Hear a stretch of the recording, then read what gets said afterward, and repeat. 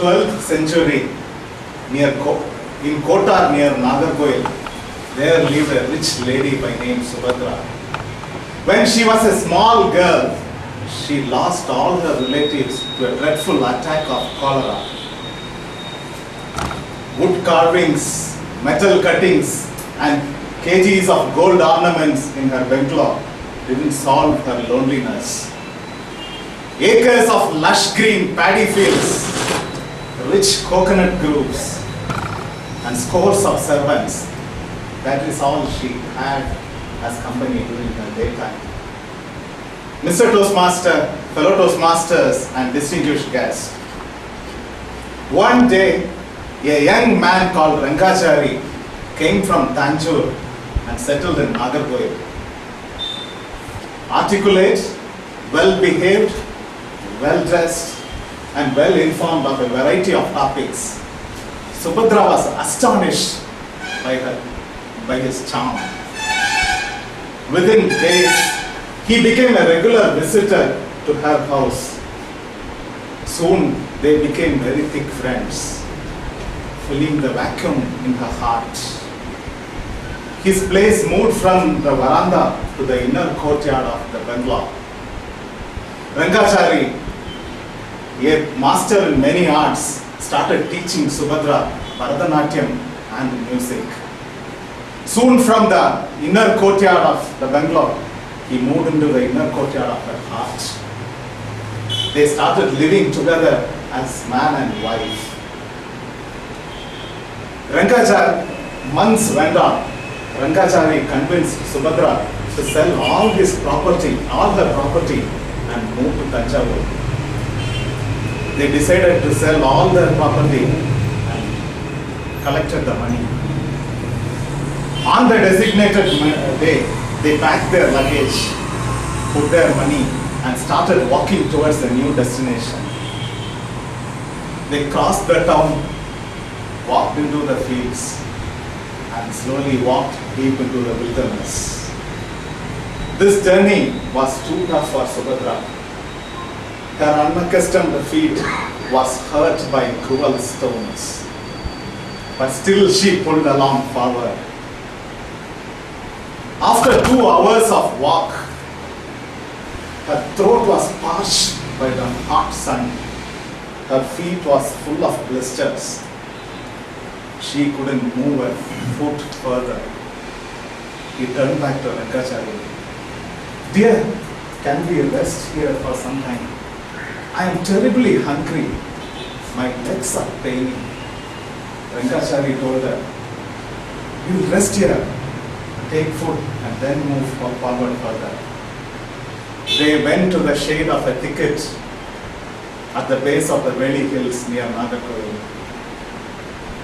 They opened their package, took out their food, and had their food.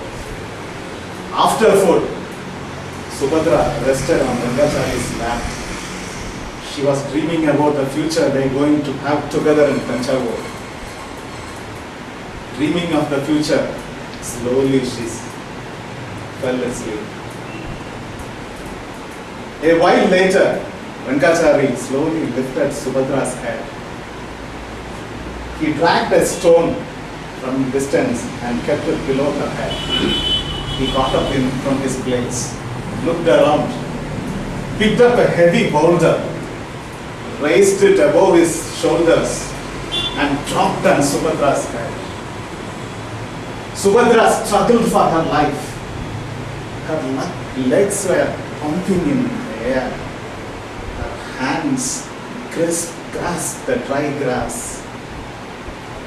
Black blood flowed out of her head, turning the dust to mud for a couple of feet around. Rangachari watched his wife's body go lifeless. He casually picked up the luggage and walked to a nearby rivulet. There he washed his hands and legs, pulled out the valuables from the bag, and kicked it towards the bushes and walked away as if nothing happened. Years went on. Rangachari became one of the richest men in Tanjavur. One day, he had to go to the palace of Reynard on some business trip. He got into a convoy of merchants going to the palace of Reynard. And one late evening, the convoy reached this very same spot. The setting sun, resembling a huge fireball, was slowly going down behind the hills. The entire area had turned crimson red. Far away, beside a palmera tree, a beautiful lady, adorned heavily, was standing, splitting her wet hairs, throwing a sideways glance and smiling at Rankachari. His wickedness arose in him. He thought, one more chance to make more money. He slowly moved out of the convoy and started moving towards the young lady.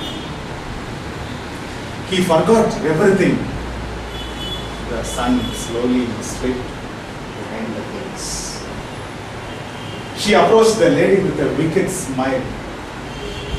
The lady asked him, "Can I have some bitter leaves stew?"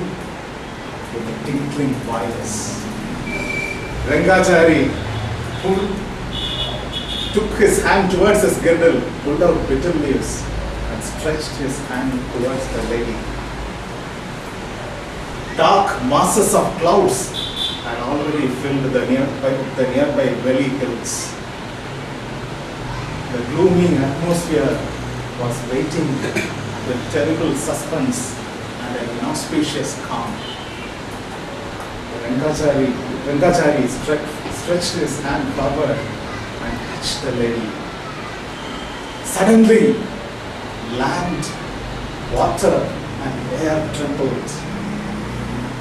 A wild tempest rushed through the thickets, rattling the palmera leaves. A powerful lightning struck, and in the light, he saw the lady's face. Subhadra! Her graceful eyes has turned into a powerful gaze. Her canines had already grown longer.